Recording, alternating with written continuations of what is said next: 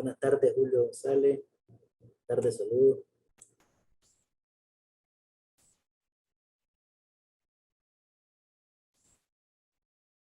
Buenas tardes, estimado. Buenas tardes. Buenas tardes a todos. El día de hoy tenemos el gusto de presentarles a Marta Suárez, experta CEABAT. Presentará lo que es el webinar introductorio a lo que es Wi-Fi 6 y su evolución a Wi-Fi 6E. Marta, le vamos a pasar a ceder la palabra a Marta y vamos a esperar unos 5 minutitos para iniciar el webinar. Si tienen preguntas, consultas, pueden mandarlo al chat, pueden activar su micrófono, pueden incluso levantar la mano. Marta estará anuente a contestar las preguntas que se vengan generando en lo que es el desarrollo de la presentación. Y en 5 minutos iniciamos y le cedemos la palabra a Marta para que todos ya estemos atentos a lo que es su webinar. Muchísimas gracias. Buenas tardes, muchísimas gracias, Reader, y buenas tardes para todos. Un gusto ver tantos nombres conocidos. Vamos a esperar entonces un momento y ya iniciamos con el curso. Por aquí tenemos salud de Amparo Arango. Buenas tardes a todos, feliz de verte, Marta. Lo mismo, Amparo, qué gusto. Buenas tardes. Buenas tardes. Bueno, esta es una introducción al curso que vamos a estar ofreciendo, que empieza la próxima semana y en el cual espero pues poder tener la oportunidad de verlos a todos ustedes inscritos y participando activamente. Va a ser un curso en modalidad virtual completamente dedicado al tema de Wi-Fi. Entonces va a ser la oportunidad de profundizar en varios conocimientos, de ver como las diferentes unidades. El curso tiene previsto 4 módulos de acuerdo a la manera como generalmente se hace con el CEABAT.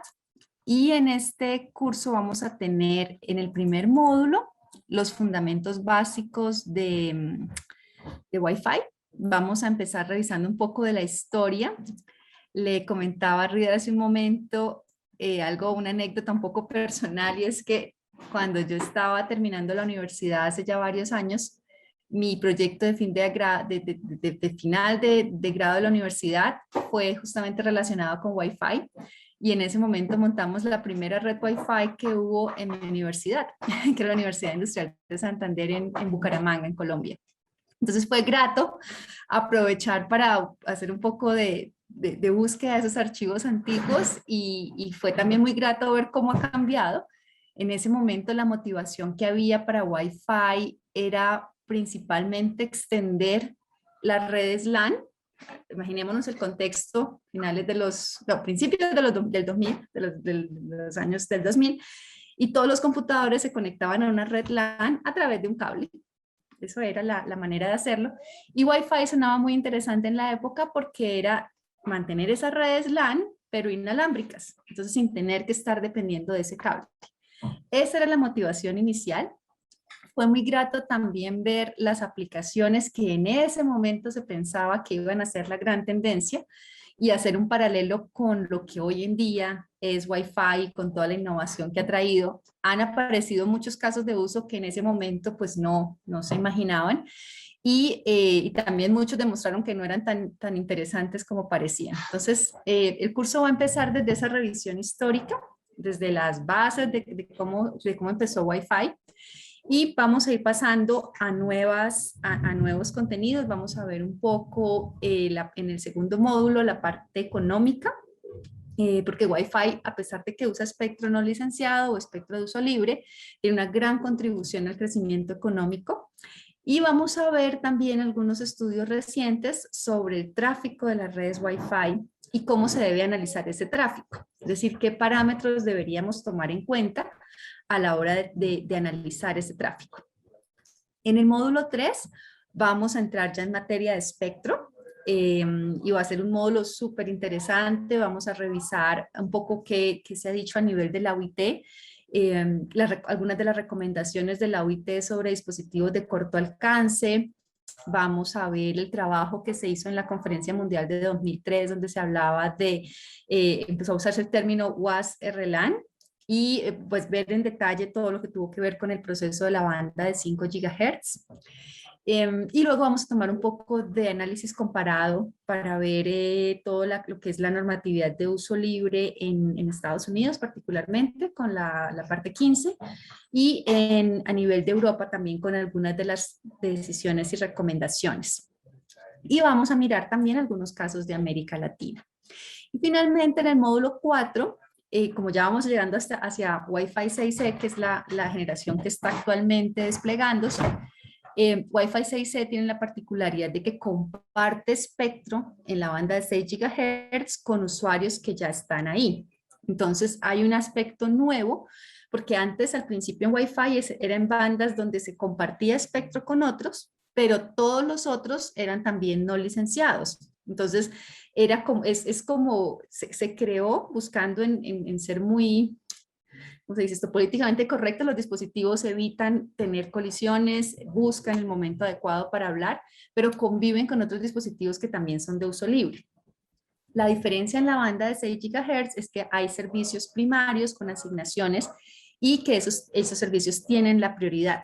Entonces, hay unos mecanismos que se han venido implementando, que se llama, pues el nombre que le pusieron en Estados Unidos fue AFC, por la sigla en inglés de control automatizado de frecuencia. En Corea, por ejemplo, llaman KFC y es fácil acordarse porque es el sistema automatizado de frecuencia coreano. Entonces, vamos a ver un poco sobre eso, cómo funcionan esos mecanismos, porque ahí está la parte de acceso dinámico.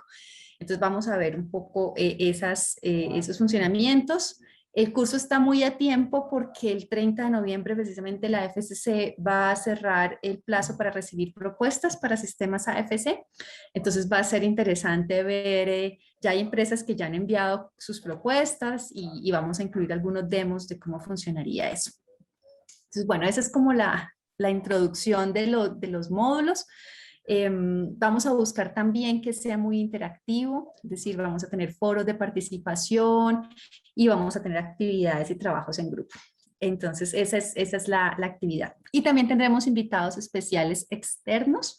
No daño la sorpresa, pero vamos a tener al menos 2 personas de la industria que van a venir a darnos también desde su experiencia, particularmente en temas de equipos y aplicaciones, cómo ven esos desarrollos. Entonces, bueno, con esta introducción, ya me presenté también acá. El curso lo dicto yo, pero en representación de la DSA. Para quienes no nos conocen, la DSA es una alianza global. Somos como institución, una institución sin ánimo de lucro y representamos a diversos actores de la industria, particularmente los que llamamos un poco el sector high-tech, como las empresas que han venido llevando temas de tecnología, y ahí están las 5 grandes empresas high-tech, que van a ser Microsoft, Google, Facebook, Amazon y Apple. Y también representamos diferentes empresas del sector y de la cadena que promueve el uso dinámico o el uso no licenciado del espectro. Entonces, por ejemplo, hay empresas como Cisco, como Broadcom, como Federated Wireless o CommScope que trabajan en bases de datos. Y más o menos la mitad de nuestros miembros son entidades sin ánimo de lucro. Entonces, ahí también es interesante, tenemos representantes de la sociedad civil, prácticamente de Estados Unidos. ISOC también es uno de nuestros asociados y varias universidades que han sido, muchas de ellas, las pioneras en temas de gestión dinámica del espectro. Por ejemplo, una de nuestros partners, de nuestros socios académicos, es la Universidad de Strathclyde. Ellos desde hace mucho tiempo han venido promoviendo el uso dinámico del espectro. Y lo que buscamos como DSA es promover mejores prácticas, buenas prácticas, para que haya un uso eficiente del espectro, para que haya más innovación y para que de esa manera se pueda mejorar la conectividad para todos. Es decir, buscar que el espectro no sea una barrera para la conectividad. Me excuso también porque aquí hay una parte de Spanglish terrible, entonces qué pena con ustedes. Vamos a ver un video donde es como, bueno, ¿cómo sería un día sin Wi-Fi? Vamos a ver si funciona correctamente. It's difficult to imagine a day without Wi-Fi. At home, Wi-Fi unites our growing number of connected devices. On the go, Wi-Fi offloads a majority of cellular data traffic. Workplaces rely on it for telepresence and productivity. Airports and airlines use it as a tool for vital operations. Schools rely on Wi-Fi to deliver students online coursework and bring new educational tools, such as virtual reality learning. Factories utilize it to track efficiency and revolutionize manufacturing. Rural and low-income communities benefit from Wi-Fi's high capacity and affordable connectivity. Wi-Fi delivers connectivity that is central to our daily lives. It powers our world today, while contributing more than $2 trillion to the global economy each year. Wi-Fi's role in our lives will grow as it continues to connect next-generation applications and provides critical capacity for 5G networks. The world runs on Wi-Fi. Could you imagine a day without it? Learn more at widefi.org. Un video de la Wi-Fi Alliance, que es la alianza para el uso de Wi-Fi. It's difficult. Ya. Y pues es una reflexión interesante porque nos hace ver como que el Wi-Fi es transversal a muchas áreas y a muchos sectores, y en eso quise concentrar mi presentación el día de hoy. En ese beneficio social y en ese impacto que tiene en nuestra realidad, en nuestro día a día, el Wi-Fi. Como ustedes vieron, ahí hablábamos un poco de aplicaciones para educación, para empresas, para conectividad rural. ¿Qué pasa con el tema de Wi-Fi? Estamos como acostumbrados a usarlo, a verlo, a tenerlo, que bueno, es importante también de vez en cuando analizar y ver qué está pasando con esta tecnología. En esta primera diapositiva me refiero un poco al gran impacto que tiene Wi-Fi para las startups. En el video se mostraba como una empresa grande donde había una cadena de producción. Para esas empresas es muy importante. De hecho, Amazon, que es uno de nuestros asociados, ellos mostraban bastantes de los casos de aplicación que tienen justamente en las cadenas de seguimiento de mercancías y cómo utilizan Wi-Fi para ese tipo de aplicaciones o espectro no licenciado en sus sedes. Pero tampoco hay que olvidar que hay muchas empresas, sobre todo en nuestra región, en América Latina, hay una gran cantidad de pequeñas y medianas empresas. Estas empresas, aquí tengo los datos de la Unión Europea, estas empresas primero pues van a tener se apoyan fuertemente en Wi-Fi para tener toda su transformación digital. En muchos casos podemos decir, bueno, pero una empresa también puede desplegar sus propias redes con bandas licenciadas. Generalmente eso se hace más a manera de usuario que a manera empresarial. Se espera con 5G que van a haber grandes transformaciones a nivel de manufactura y de sectores industriales, pero para muchos, sobre todo para los más pequeños, va a ser complicado hacer esa inversión. Entonces sí se requiere un acceso, un acceso a Internet, una tecnología para poder hacer ese salto de transformación digital, y en muchos casos Wi-Fi es el aliado ideal porque es una tecnología que es más económica a la hora de implementarla y que viene ya embebida en la mayoría de los equipos. Antes solamente hablábamos de Wi-Fi en las computadoras, y incluso al principio eran unas tarjetas externas que tocaba conectarle al computador antes de que estuviera. Luego ya fueron unos dongles USB, y ahora hoy en día pues ya la mayoría de los equipos traen bebido Wi-Fi. Entonces eso facilita la adopción y cada vez crece el número de dispositivos que tienen Wi-Fi. Entonces están los computadores, las tabletas y una cantidad de equipos también de domótica, los televisores, muchos equipos del hogar ya traen Wi-Fi, y eso también abre campos de aplicaciones nuevas. Entonces, para estas pequeñas y medianas empresas, esta es una manera de poder acompañar su transformación digital. Y también es muy importante porque para esas empresas las opciones de realidad virtual y realidad aumentada, y eso es todo un mercado y un campo que se puede desarrollar en la región muy rápidamente, puede apoyarse también y apalancarse en Wi-Fi. Aquí tenemos las dos tecnologías, es importante también verlo así. Vamos a tener 5G, permitiendo mejorar todo lo que es realidad virtual y realidad aumentada en casos en movimiento. Pero en muchos casos para aplicaciones fijas, en el hogar, en una empresa, hay Wi-Fi, los equipos al hacer un uso no licenciado, esa conexión entre las gafas, por ejemplo, y un router, un computador, puede ser usando ese espectro no licenciado. Entonces, ahí también hay muchas oportunidades. Y no solo para equipos de usuario, también puede ser para equipos de Internet de las cosas que entre ellos pueden compartir datos. Hay algo importante que en Europa está cobrando cada vez más relevancia. Yo no he visto que hablemos mucho de eso en América Latina, y es el tema de la transición verde, de todo lo que tiene. Estamos terminando el COP26 y se habla de, bueno, busquemos cómo reducir el impacto y la huella de carbón con las tecnologías. Y Wi-Fi tiene una ventaja importante, sobre todo para la conectividad en interiores, porque la mejor combinación es fibra o un medio dirigido combinado con Wi-Fi.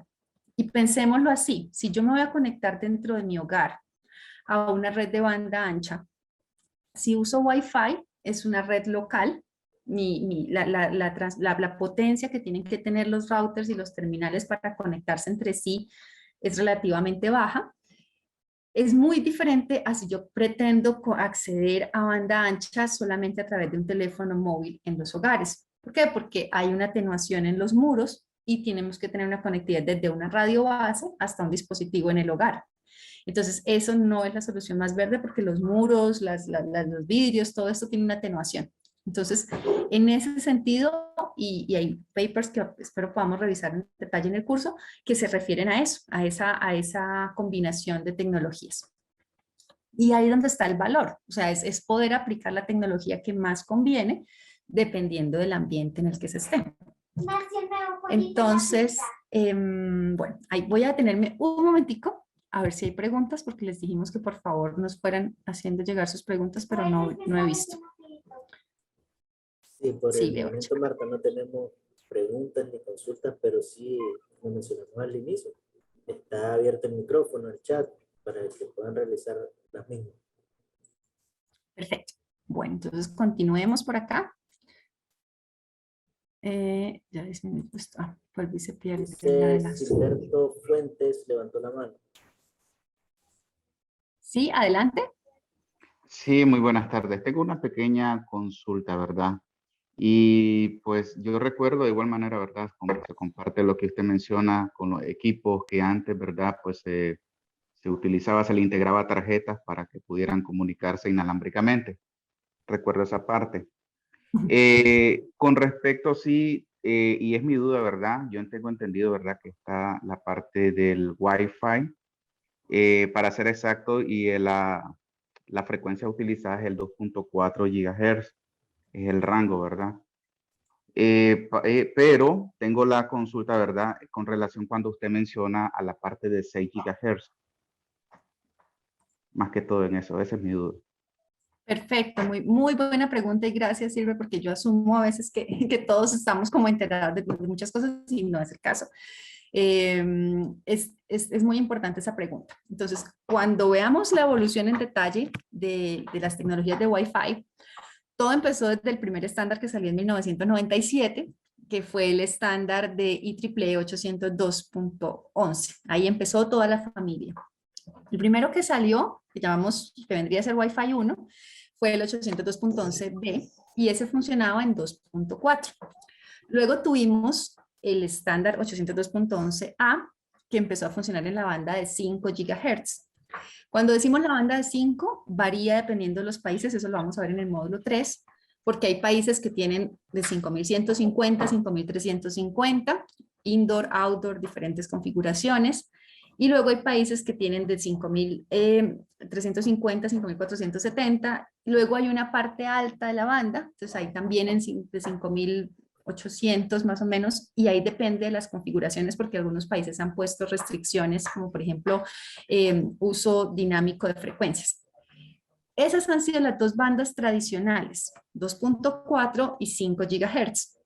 Y ahí se siguieron desarrollando las nuevas generaciones de Wi-Fi. Entonces tuvimos 802.11G, 802.11N, y bueno, ahí tuvimos la evolución 802.11 a X, que es la que llamamos ahora Wi-Fi 5, y, perdón, Wi-Fi 6, llegamos hasta Wi-Fi 6, y ahora uno de los temas que está abordándose a nivel internacional, que ya vamos a ver una diapositiva al respecto, es dedicar espectro adicional para Wi-Fi. Y esa banda vendría a ser la banda de 6 GHz, que comprende desde 5.925 hasta 7.125. Es un total de 1.200 MHz adicionales. En este momento venimos en una adopción por países. Entonces, en la región, en las Américas, tenemos 8 países que han tomado la decisión de abrir esa banda para tener espectro y capacidad adicional para Wi-Fi. Son Estados Unidos, Canadá, Chile, Honduras, Guatemala, Costa Rica, Perú y Brasil. Y hay otros países que han hecho consultas al respecto, que son México, Argentina y Colombia. Y esto en la región, pero a nivel mundial está un movimiento parecido con varios países interesados. La tecnología que permite usar Wi-Fi en la banda de 6 GHz se llama Wi-Fi 6E, que es la sexta generación de Wi-Fi en la banda de 6 GHz. Y la siguiente generación que tendremos es Wi-Fi 7, que va a soportar también esas bandas. Entonces, hoy en día en algunos países ya se tienen las 3 bandas permitidas para Wi-Fi. ¿Respondí la pregunta? Sí, estaba viendo eso de que, sí, porque por ejemplo, pues tuve la oportunidad de trabajar inclusive con algunos radioenlaces y utilizando, por ejemplo, frecuencia 2.4 y cambiando ahí canales. Pero pues tenía la pequeña ahí como, pues duda, ¿verdad? Cuando con respecto, ¿verdad? A la parte, pero ya me lo explicó usted, ¿verdad? Que hay un canal dedicado, ¿verdad? Y que varios países lo han aprobado, ¿verdad? Para que ellos puedan utilizar esa banda de frecuencia dentro de lo que es el Wi-Fi. Lo tengo entendido, ¿verdad? Y lo único, pues, de que con respecto, en el caso, por ejemplo, de los dispositivos, por ejemplo, lo que es un computador y eso, pues eso ya está en dependencia. Me imagino que los equipos que van a salir nuevos, pero previamente ellos se les van a traer ese canal para que ellos se puedan conectar, los equipos nuevos, ¿verdad? Porque los equipos viejos ya vienen pues con su capacidad para poder conectarse con X canales, por decir así. Sí, esa es una pregunta importante. En este momento, el primer país que abrió toda la banda fue Estados Unidos en abril del 2020. Entonces ya llevamos, pues estoy diciendo, no, sí, abril de 2020. Y desde esa fecha, este año se esperaban más de 300 millones de dispositivos en el mercado de Estados Unidos. Ya tuvimos, como les mencioné, otros países adicionales, entonces yo creo que ese número cambió. Y, o sea, para aumentar, ¿qué pasa? Que la banda de 6 GHz, a diferencia de las otras bandas, tiene unos usuarios que están ahí y que siguen ahí. Eso es algo importante, no se limpia la banda, no se hace un proceso de migración, no, los que están ahí siguen ahí. Ahí hay enlaces fijos, hay usuarios satelitales y ellos van a seguir operando. Entonces, los nuevos equipos que salen al mercado deben operar protegiendo a los usuarios que están ahí. Hay una banda, hay muchos canales, porque pues, sobre todo los primeros llegan y hay bastante espectro disponible, pero lo que siempre ha pasado en la industria Wi-Fi es que los nuevos equipos son compatibles con los anteriores.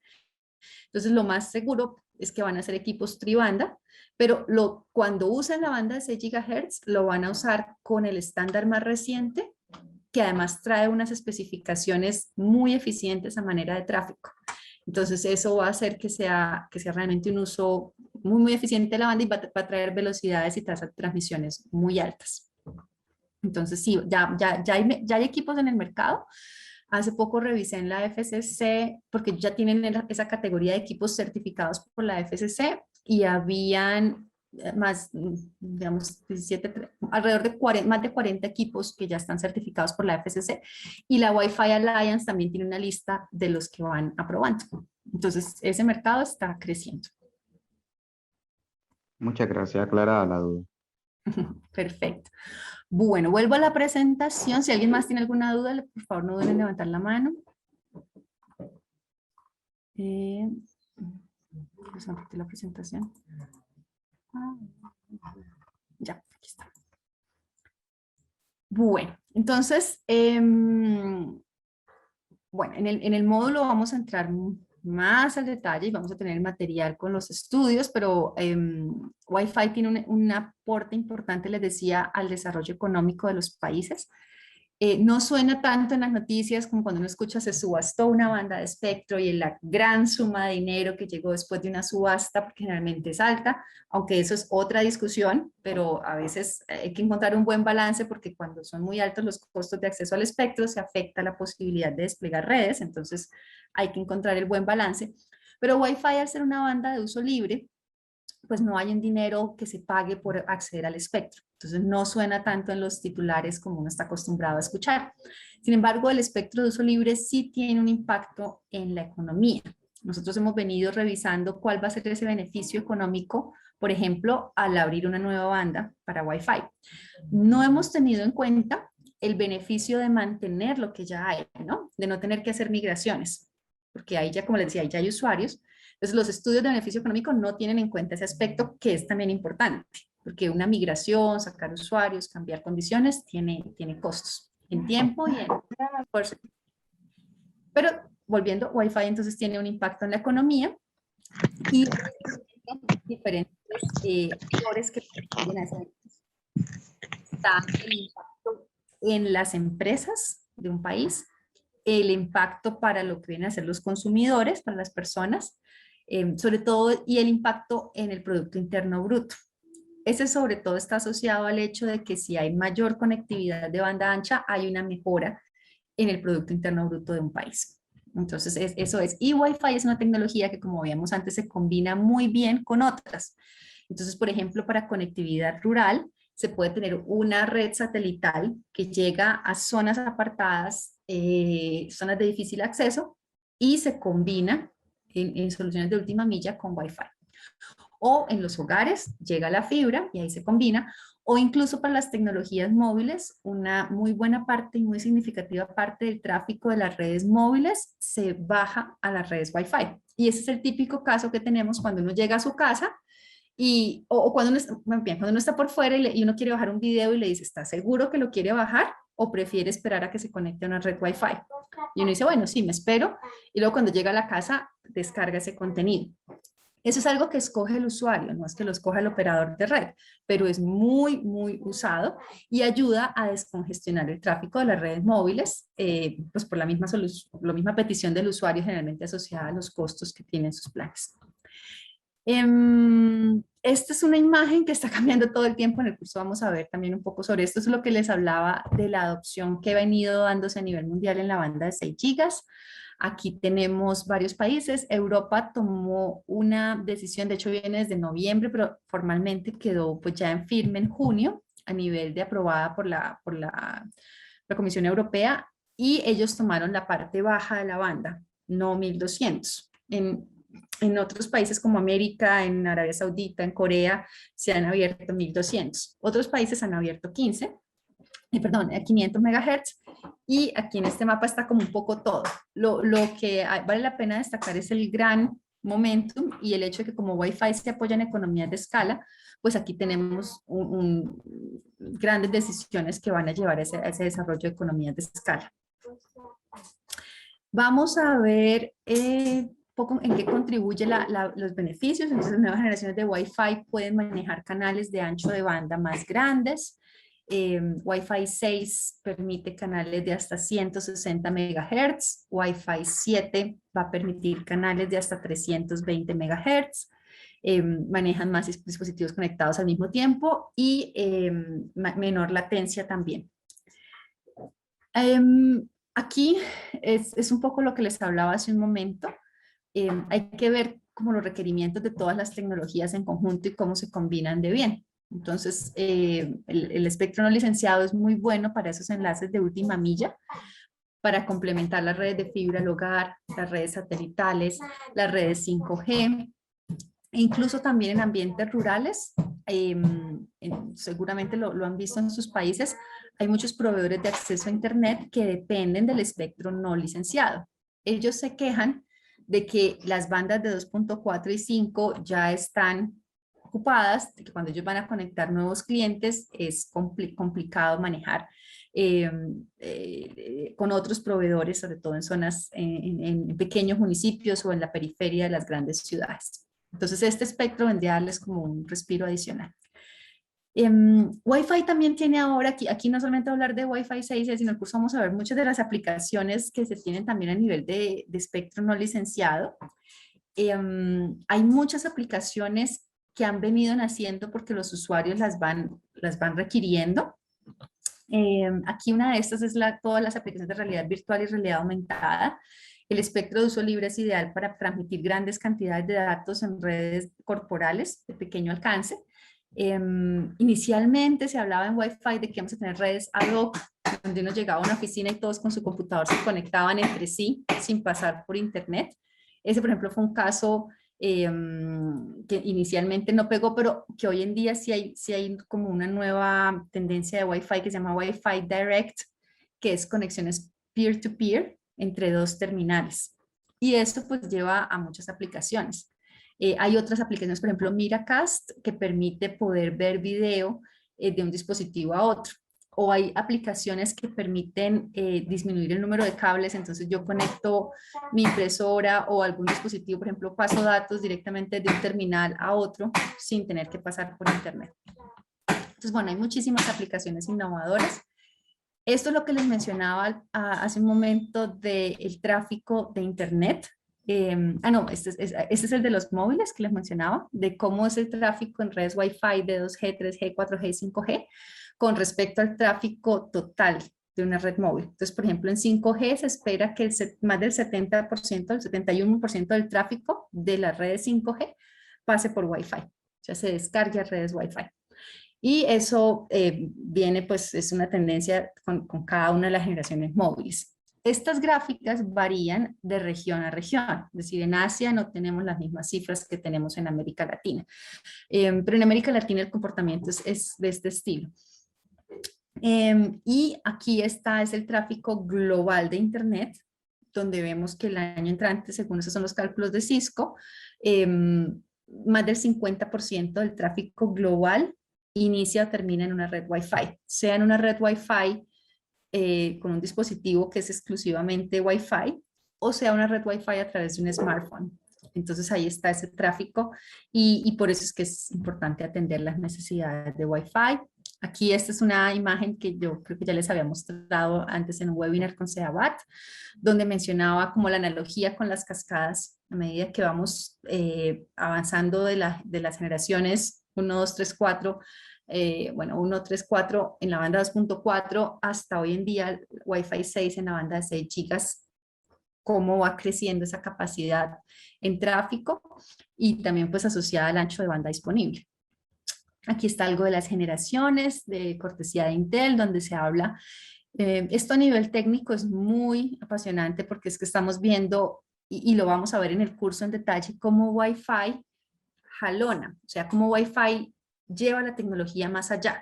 Cuando empezamos a ver Wi-Fi 4, tuvo una innovación muy interesante que fue empezar a utilizar sistemas multiantena. Ahí empezamos a volver ya muy popular los sistemas MIMO con múltiples entradas, múltiples salidas de antenas. Hemos tenido protocolos que evitan la coalición. Es un protocolo muy eficiente en la hora de acceso al espectro. Si ustedes se fijan, Wi-Fi 7, estamos hablando de modulaciones QAM de 4096. O sea, realmente se está llevando el procesamiento de señal a niveles cada vez más exigentes y gracias a eso es que, por ejemplo, en Wi-Fi 7 se esperan tasas de transmisiones de datos de 46 gigabits por segundo.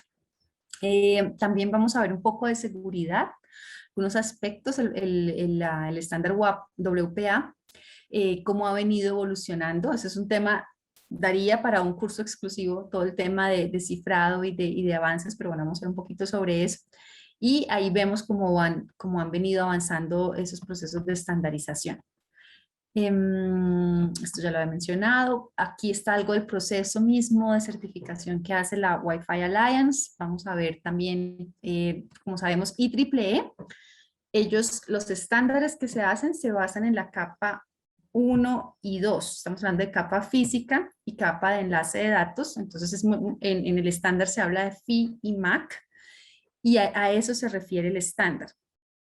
El estándar generalmente se concentra en los aspectos técnicos de ese modelo y lo que hace la Wi-Fi Alliance es buscar certificar a los equipos que cumplan con eso para garantizar que haya interoperabilidad. Entonces, eso es importante tenerlo en cuenta, el rol que tiene la Wi-Fi Alliance, la alianza Wi-Fi, en lograr esa interoperabilidad de equipos. Algunas veces la Wi-Fi Alliance tiene certificaciones adicionales que van más allá de lo que permite el estándar, pero pues el estándar lo habilita y la Wi-Fi Alliance certifica la interoperabilidad para nuevas operaciones. Eso es lo que ha hecho que sean mercados globales, que los precios sean más bajos.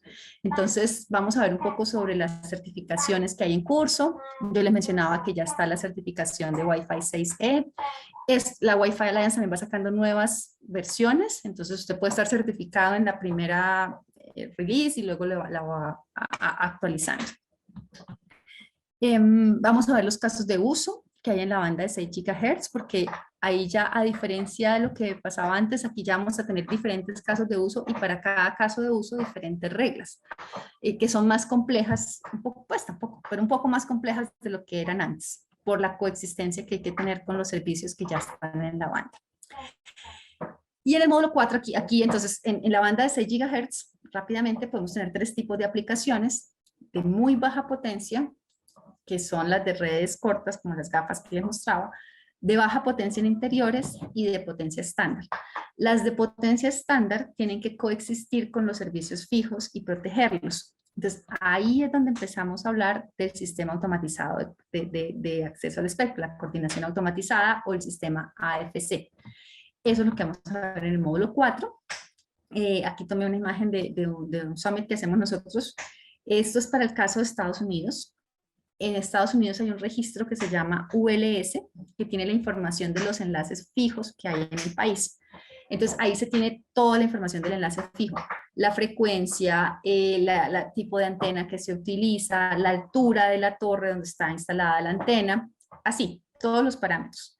Entonces, cualquier empresa o entidad que tenga un enlace fijo tiene que registrarlo en el ULS. El ULS entonces es donde está toda la información sobre los que están en la banda. Los operadores de AFC tienen entonces la posibilidad de controlar el acceso para nuevos equipos de Wi-Fi, pues no solo Wi-Fi, también hay otras tecnologías, aquí habla de Wi-Fi, pero bueno, de los equipos no licenciados, y para poder gestionar ese acceso, ellos leen la información del ULS. Entonces, voy a adelantarme aquí un poquito. Si hay un router, aquí pues está dibujado con las 4 antenitas, él le pregunta a la AFC, le dice, mire, yo estoy ubicado en esta posición, ¿puedo operar o no? Entonces la AFC va y mira los receptores del enlace fijo, porque hay que proteger ese receptor, y a partir de la antena que tiene ese receptor, se conoce el diagrama de la antena, puede ser más directiva o menos directiva, y el enlace puede ser más o menos directivo. Entonces la AFC calcula si en esa posición se puede utilizar, qué canales se pueden utilizar. Entonces le dice, al final, si está dentro del contorno de protección de la antena, le va a decir, no, no puede operar porque habría una afectación al enlace fijo. Si está fuera de este contorno, entonces la AFC, que es la que controla, le dice, sí, sí puede, pero puede en tales y tales frecuencias. Por eso es que es importante, por el hecho de que se está coexistiendo con los enlaces fijos, es importante tener bastante espectro. Porque si usted está, por ejemplo, tratando de utilizar un canal y ese canal ya está utilizado por un servicio primario que tiene una asignación, ahí ya pues no hay nada que hacer, ese canal está ocupado y punto. Porque esos equipos comparten con los que ya están ahí. Entonces, así funciona. La normatividad permite que hayan muchos AFCs, es decir, no es solo una empresa, no es coordinado por un ente estatal, es decir, por ejemplo, en el caso de Estados Unidos no es la FCC, sino que la FCC recibe muchas propuestas de los que quieren ser operadores, los revisa, los valida, dice, listo, ustedes pueden ser, y luego se encarga de buscar que se puedan comunicar con su ULS. Y ya. Más o menos ese es el proceso. Marta, tenemos dos consultas. Una de Julio González. Menciona Julio su pregunta. Dice ¿Cómo coexisten entre sí los nuevos canales recientemente instalados? Y de Raúl Pinales, buenas tardes, ¿cuáles serían los requisitos para registrarse? Bueno, en el curso, eso en el link de Raúl te llegan todos los pasos necesarios, tu nombre, en el link que se compartió, ahí está lo que son los pasos para el registro. Si tienes alguna duda, nosotros con gusto te apoyamos sin problema. Vale. Y para Julio, ¿cómo coexisten entre sí los nuevos canales recientemente instalados? Entonces, es muy interesante porque los equipos que salen al mercado de potencia estándar no es como los equipos que usábamos antes. Son equipos que tienen que funcionar con una AFC. Es un requerimiento. Entonces, ellos para poder funcionar, para los fabricantes que los están haciendo, vienen con esa especificación. Tienen que funcionar con una AFC. Y eso no es solamente una vez que se pregunta. Se está preguntando constantemente a la AFC. Entonces, si yo como empresa creo un nuevo enlace fijo, yo lo solicito a la FCC en Estados Unidos, porque listo, quiero tener un nuevo enlace fijo.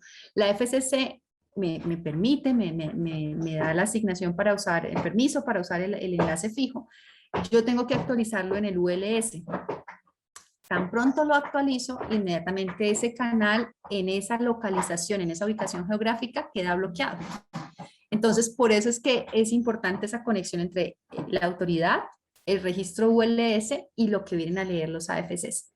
Entonces, el AFC ya sabe que ese canal no puede estar, ya no se puede usar, y cuando el equipo vuelve y le pregunta, puede que en un momento él se conecte ahí, se conecta por el tiempo determinado, hace su transmisión, y vuelve y le pregunta a la frecuencia que se especifique, voy a volverme a conectar en esta ubicación. Entonces la AFC le contesta, listo, en esa ubicación los canales que están disponibles son estos.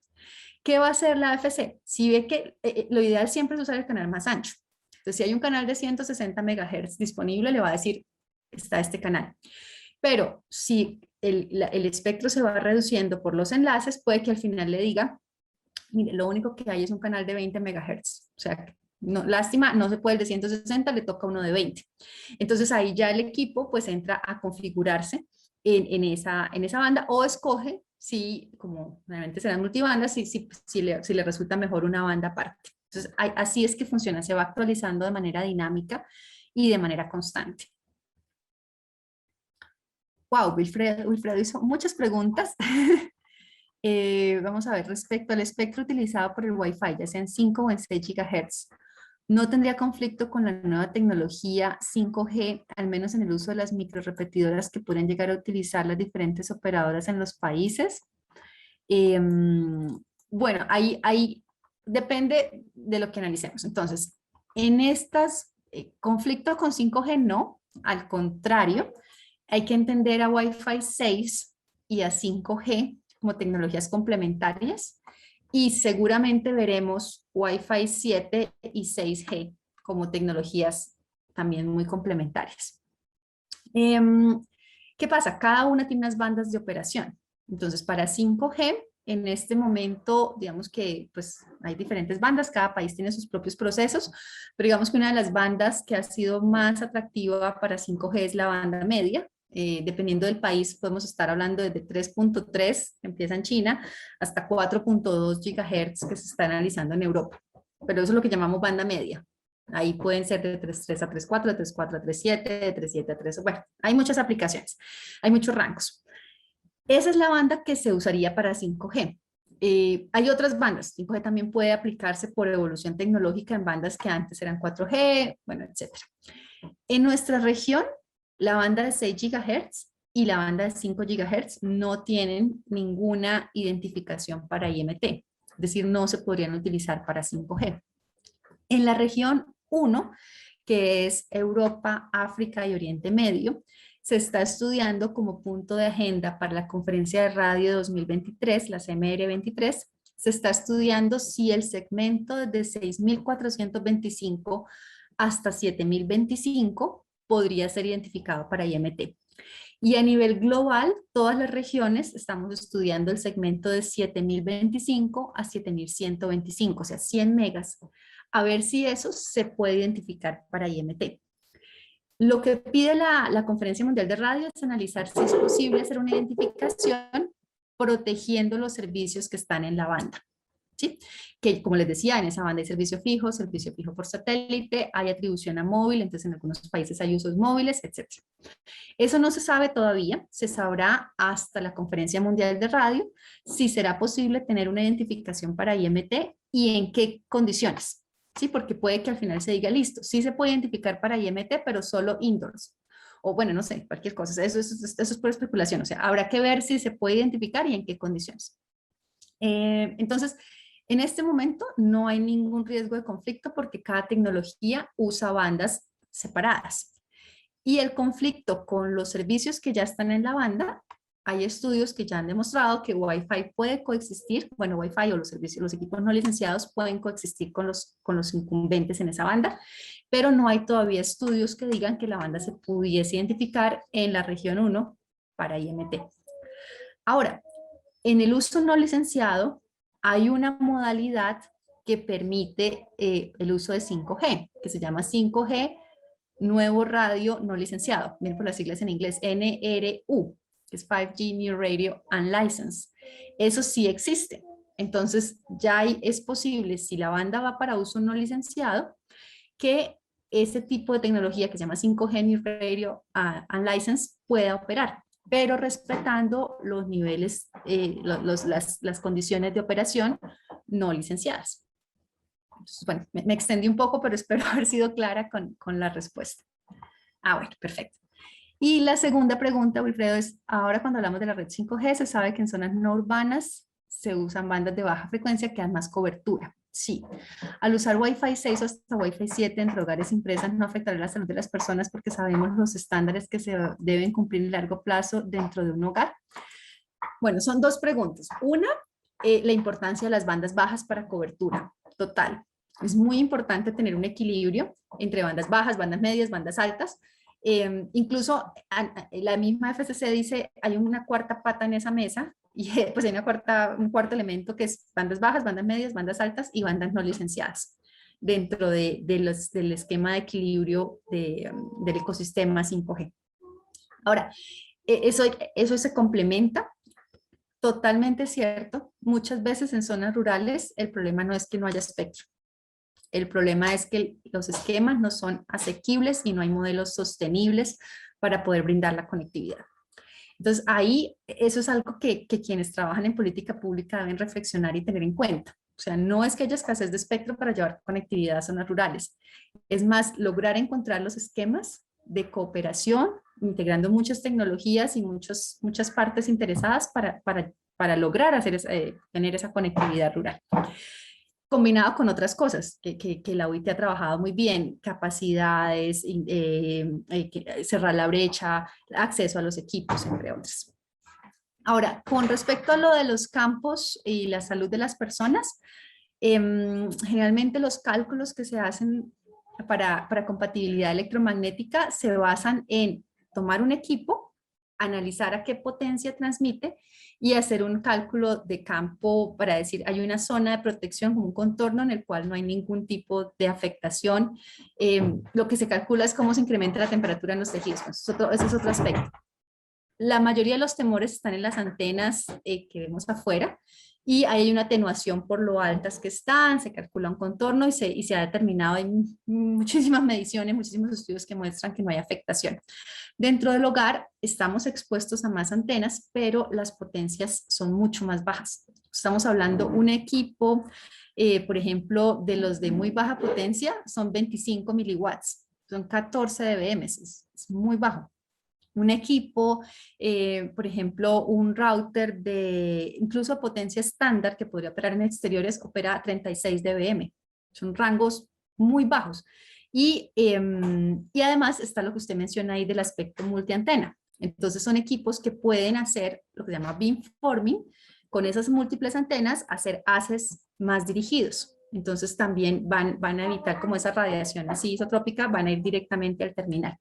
Entonces yo diría pues que no, aquí obviamente habrá que mirarlo, analizarlo, pero estamos hablando de niveles de potencia muy similares a los que ya tenemos en las redes Wi-Fi anteriores, no estamos incrementando los niveles de potencia.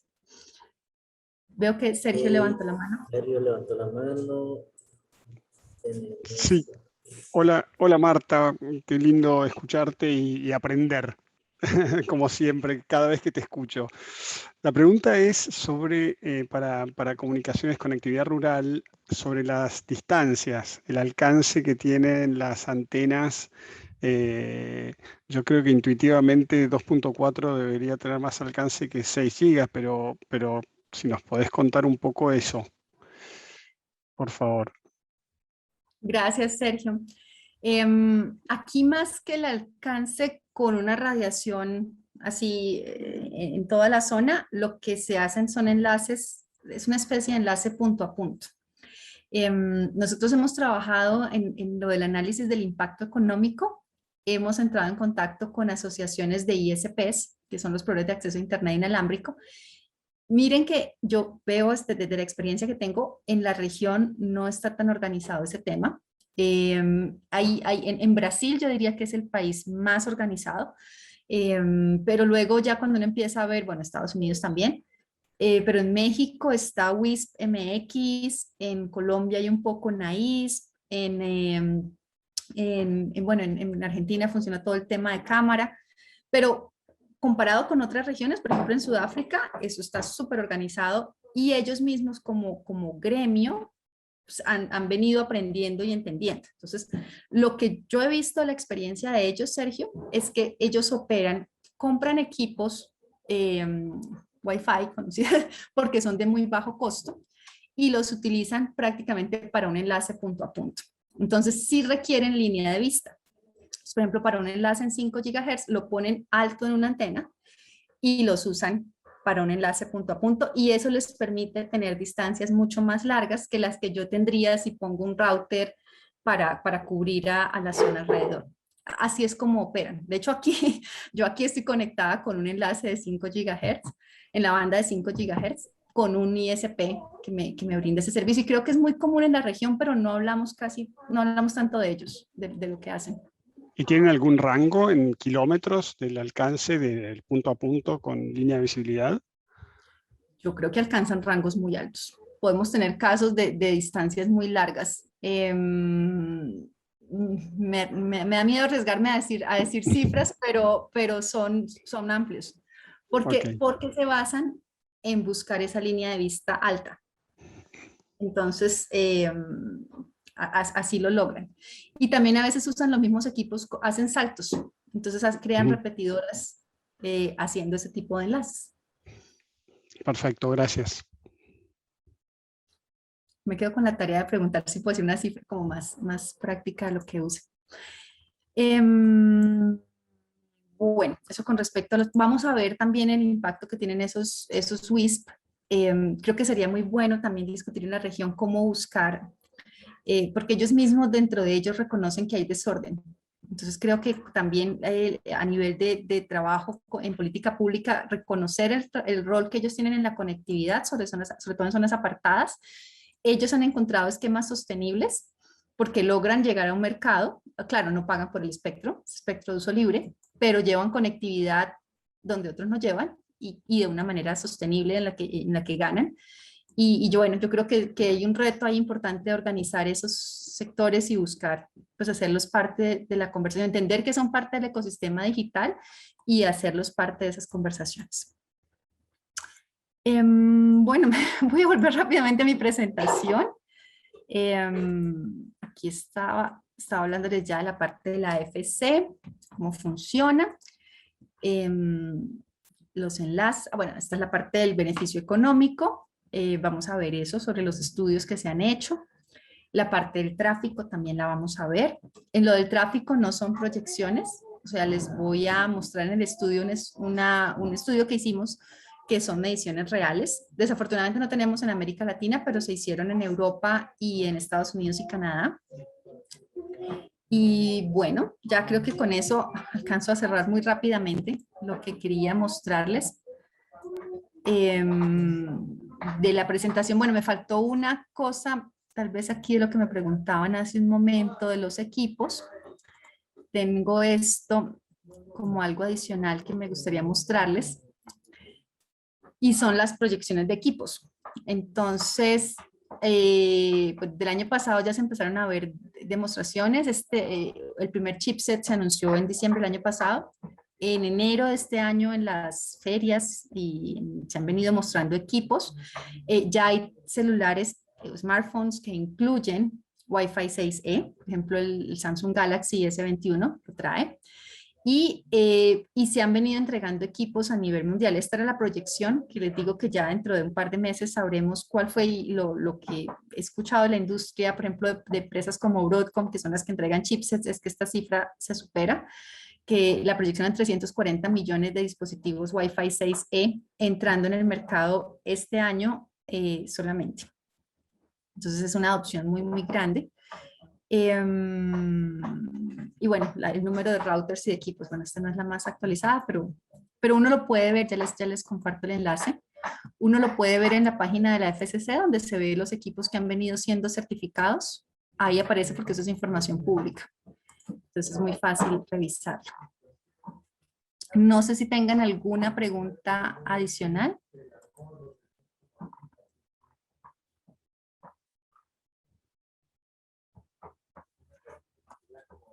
Ya les comparto acá. Si no tienen más consultas, preguntas para Marta, recuerden que este curso inicia el lunes 8 de noviembre. Por el chat se estuvo compartiendo lo que es el link de registro del curso. Y como les mencionábamos, agradecerles. Si ustedes no tienen más participación, ya iríamos cerrando. Y muchas gracias a Marta por su tiempo, por su experiencia y todo lo que nos compartió en este webinar, que será de mucha importancia para los que viven el curso. Y también en el curso se va a abordar y se va a desarrollar más lo que es este contenido y en los webinars que tendremos en cada semana. Entonces, no sé si tienen más preguntas, consultas. Está el micrófono abierto, el chat, pueden levantar la mano. Bueno, si no los espero, ojalá se animen, será un gusto compartir con ustedes y bueno, ojalá puedan participar y si no, de todas formas estoy a sus órdenes. Muchas gracias por su atención y su participación en la sesión hoy. Muchísimas gracias, buenas tardes a todos, saludos. Hasta luego, buena tarde.